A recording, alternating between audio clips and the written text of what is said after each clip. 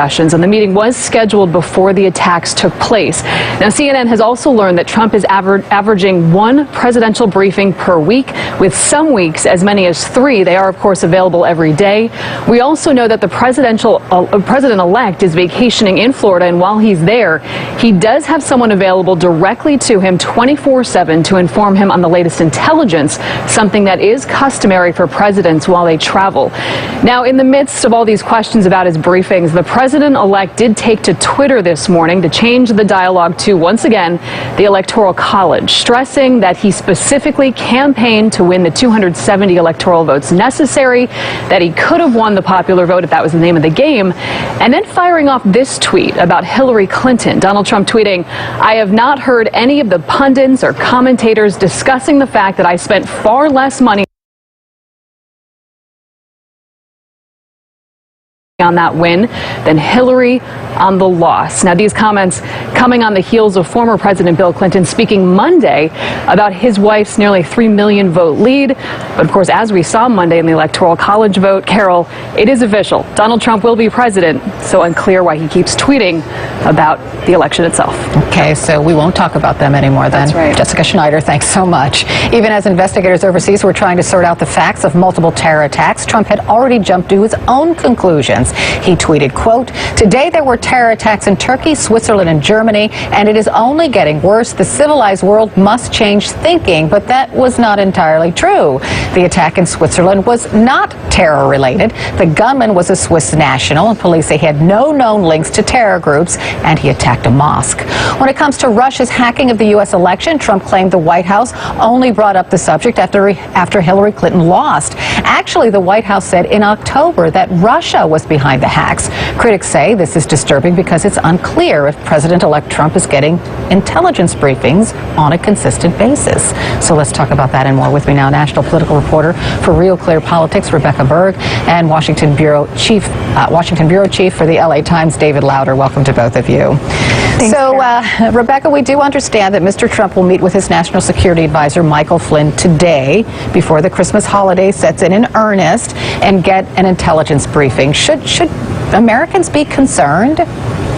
Well, it is problematic, Carol, if Donald Trump, moving forward, and especially after he's sworn in, is not receiving this presidential daily briefing, which is different, as Jessica noted in her report, from Michael Flynn, Donald Trump's national security advisor, giving him this information secondhand. As we've seen from Michael Flynn, sometimes he can get his facts confused a little bit. He has trafficked in some conspiracy theories. So it's important that Donald Trump is getting this information straight from the source, straight from the intelligence community. And it's not only really a matter of getting this information daily to be able to make his decisions as president on a daily basis, but if there's an international crisis that pops up that Donald Trump wasn't expecting, he needs to know what's going on in the world, needs to have a sort of baseline sense of what's happening so that he can make a decision in that moment, a moment of great pressure and international crisis. So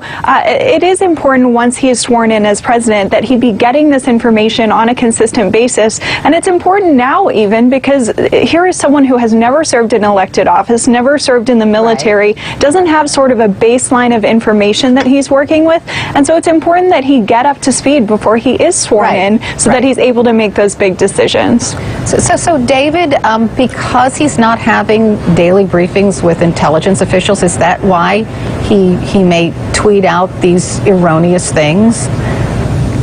Well, it's a good question, Carol. I mean, you know, there are two competing theories, really, about what Trump is doing. One is that he says things because he feels that they're politically helpful to him, or because it just is sort of a spontaneous thing that occurs to him, that he doesn't have much of a filter, and that's possible. The other is that he really doesn't exactly know the facts of what's going on. The latter is obviously the more disturbing one in a president, and it's hard to know, of course, because the president-elect, unlike previous presidents-elect, has not held a press conference. He hasn't actually held a press conference in almost half a year at this point in terms of a full question and answer session with the press. So we've had very little opportunity to get a sense of how he's thinking about things, what his chain of thought is.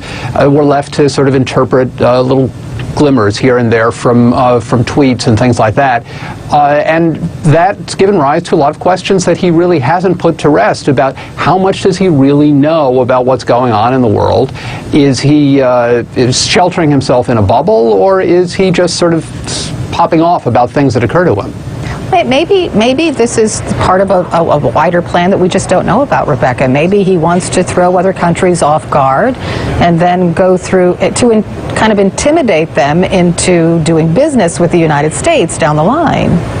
And certainly he did say during the campaign, Carol, that he wanted to be unpredictable in terms of his strategy with foreign policy and national security. But with the briefings in particular, Donald Trump said in a recent interview that he's just a smart guy, that he doesn't think he needs these briefings on a daily basis, doesn't need to hear the same information over and over again. But the briefings aren't really about, being smart or not smart. They're about giving you the information you need to do your job as president, and also to have this conversation with your intelligence community. Right, I understand that, but you could cite an example of how it might have worked for Donald Trump with China and the drone, right? Because he tweeted out that he didn't like what China did. He made it very clear, right, that China did something wrong, and China returned the drone lickety-split, David. So maybe that sort of thing works sometimes. Well, there is a theory that you do better when you keep your adversaries off balance. Richard Nixon used to have what he called the madman theory, that it was great if other countries thought that you were a little crazy and that you might retaliate in a way that they weren't expecting.